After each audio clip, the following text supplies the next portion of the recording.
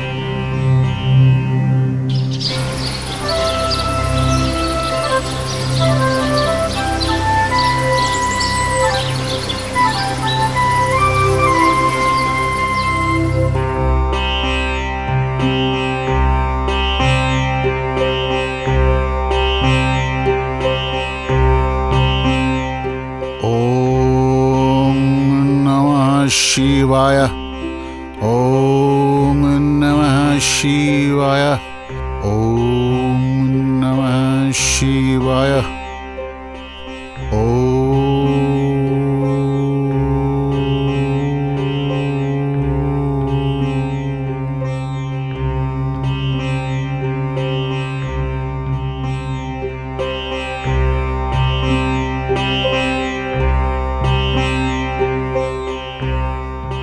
हे प्रभु रक्षा करो।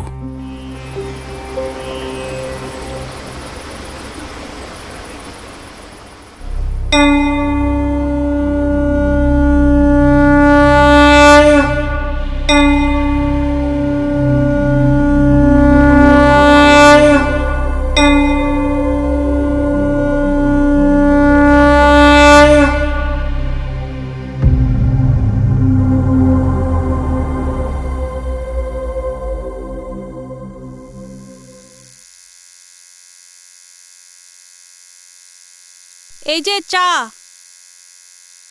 বলি মুখ গুজে শুধু পেপার পড়লে হবে? আরে আবার এই সকাল সকাল কি হলো তোমার? মানে ঘরে যে একটা দামড়ি মেয়ে দিনের পর দিন তুমি পুষছো, সেটা তোমার খেয়াল আছে তো? এ তুমি কি বলছো? ও আমার বোন, ওকে আমি কোথায় রাখবো? ছি ছি ছি ছি, একটা মরদও কপালে জুটলো না। এই শোনো, এরকম বলো না, ও শুনলে খুব কষ্ট পাবে। আহা, দরদে একেবারে উতলে পড়ছে।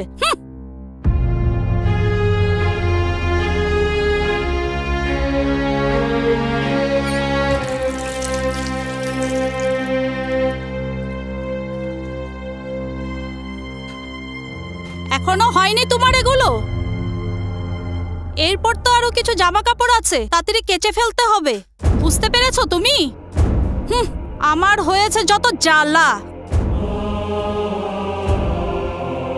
হে বিধাতা, দুটো রুটি আর এক মুঠো ভাতের জন্য আমার জীবনের ঠিকানাটা একটু বদলে দিতে পারো না? আরে তোর সঙ্গে ঠিকমতো কথাও বলতে পারি না, বলি কেমন আছিস সেই অসহায় দাদার কাছে?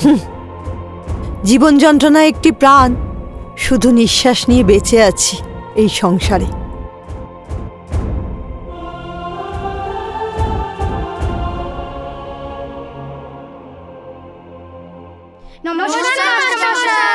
নমস্কার, বস বস বস বস। তারপর সবাই ভালো আছিস তো? বেশ বেশ বেশ। পড়াশোনা ঠিক হচ্ছে? বাহ বাহ। আচ্ছা বলতো আমাদের রাজ্যের নাম কি? পশ্চিমবঙ্গ। বেশ বেশ বেশ। পশ্চিমবঙ্গের রাজধানীর নাম কি? বাহ বাহ বাহ। মাস্টারমশাই, আমার মা বাবার নাম কি?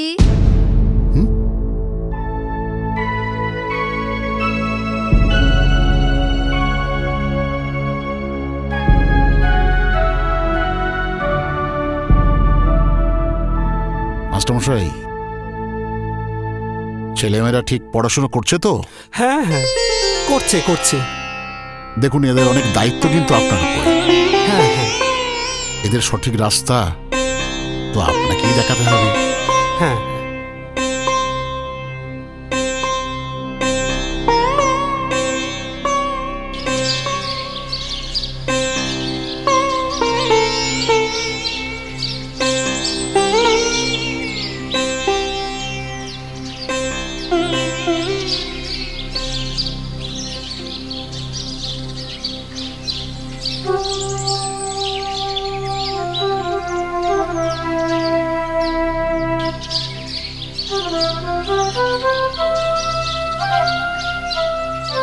আপনি আসলে ওই ব্যাগটা নিয়ে আমাদের বাড়ির সামনে পড়ে গেছিল, তাই।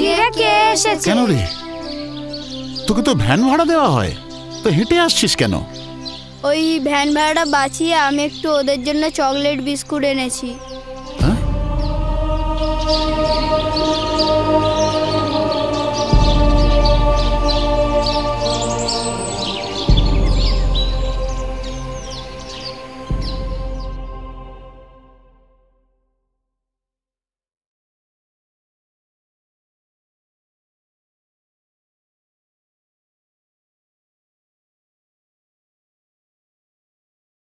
শুনছো?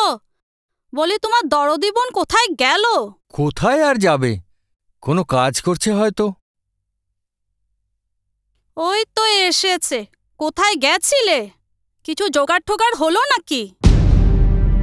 বৌদি, এক মুঠো ভাত ভগবান চাইলে ঠিকই জোগাড় হয়ে যাবে, কিন্তু কোথায় পাবো? তোমার তো এই চুলো ছাড়ার কোথাও জায়গা নেই।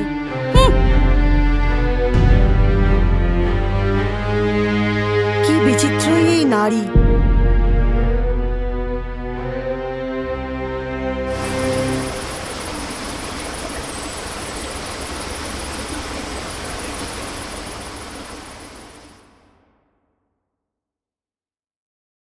দাদা, দাদা।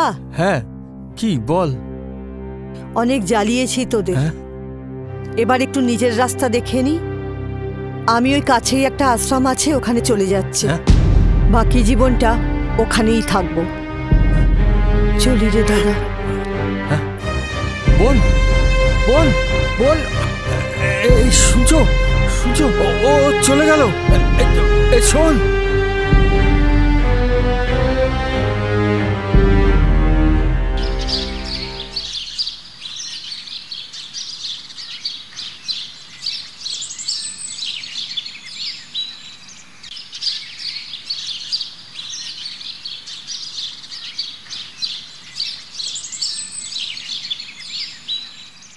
কিরে, তোরা সবাই ভালো আছিস তো? পড়াশোনা কেমন চলছে? আপনি এসেছেন, ভালো হয়েছে। ভালো আছেন আপনি? হ্যাঁ, ভালো আছি। আপনার মায়া জালে এসব সন্তানেরা তো আপনাকে মায়ের বন্ধনে বেঁধে ফেলেছে। হ্যাঁ স্যার, আমিও মনে হয় এদের ছাড়া আর থাকতে পারবো না।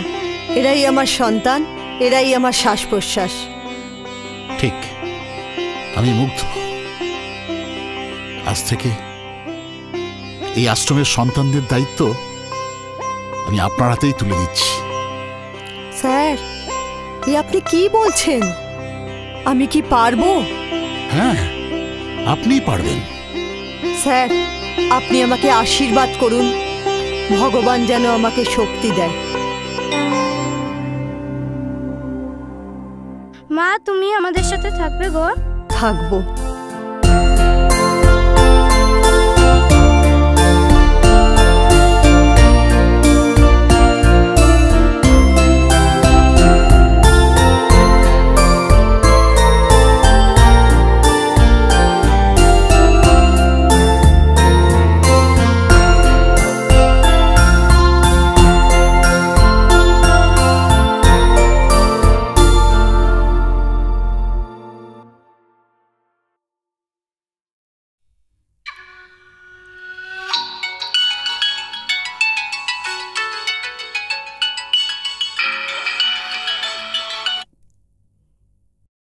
হ্যালো।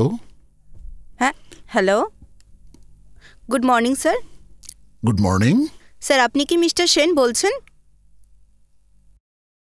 হ্যাঁ, বলছি। স্যার, আমি নিউজ চ্যানেল থেকে ফোন করেছিলাম। আমি আপনার আশ্রমে একটা নিউজ কভারেজের জন্য রিপোর্ট নেব বলে। বেশ। Okay sir, so if you can permit me, I will come within 10 to 15 minutes. Sure, আসুন। Okay sir, thank you.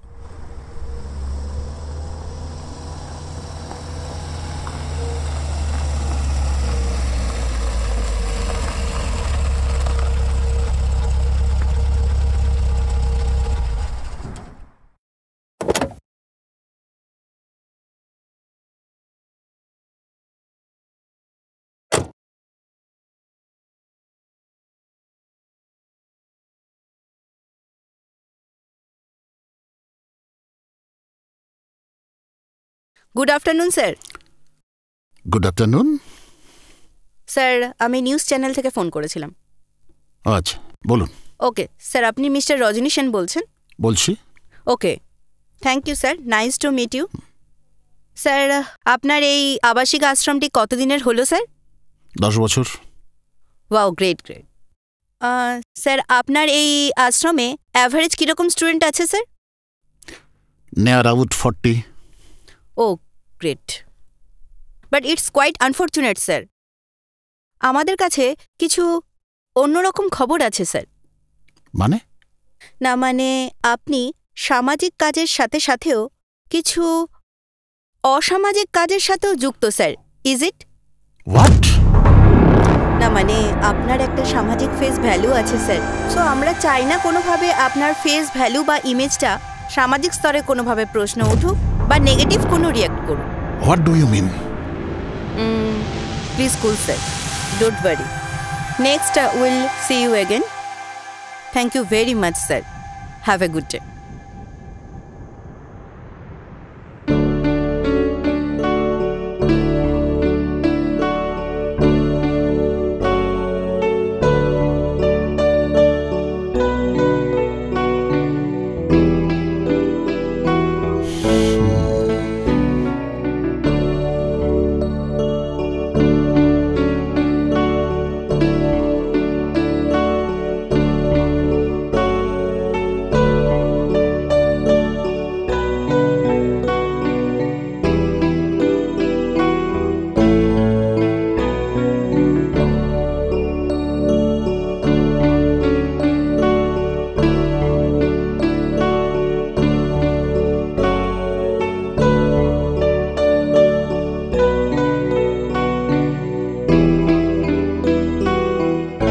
দিদি ভাই,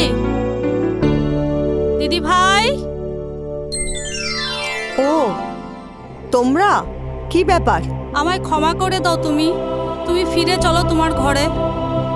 আরে, আমি ক্ষমা করার কে? আমি অতি নগণ্য মাত্র। তুই এ কি বলছিস? জানিস তো, সময় হলো জীবনের সবচেয়ে বড় শিক্ষক, যেখানে প্রতি মুহূর্তে আমাদের সংগ্রামকে ইস্পাত করে তোলে। আর সেই ইস্পাত যখন ধারালো হয়ে ওঠে, তখন তার সম্মুখীন হওয়া আমাদের পক্ষে অসম্ভব। দিদি ভাই, তুমি চলো দিদি ভাই। তোমার এতদিনের সংসার জীবনে তুমি এখনো মা ডাক শুনতে পাওনি। আর ভগবান আমার সংসারহীন এই জীবনে এই সন্তানদের মা রূপে এখানে নিয়ে এসেছে। তুই একবার চল। এই হতভাগা দাদার তো কোনো ক্ষমা নেই রে। আসলে জীবনের প্রয়োজন হওয়াটা খুব সহজ, কিন্তু প্রিয়জন হওয়াটা বড়ই কঠিন। তুই একবার চল।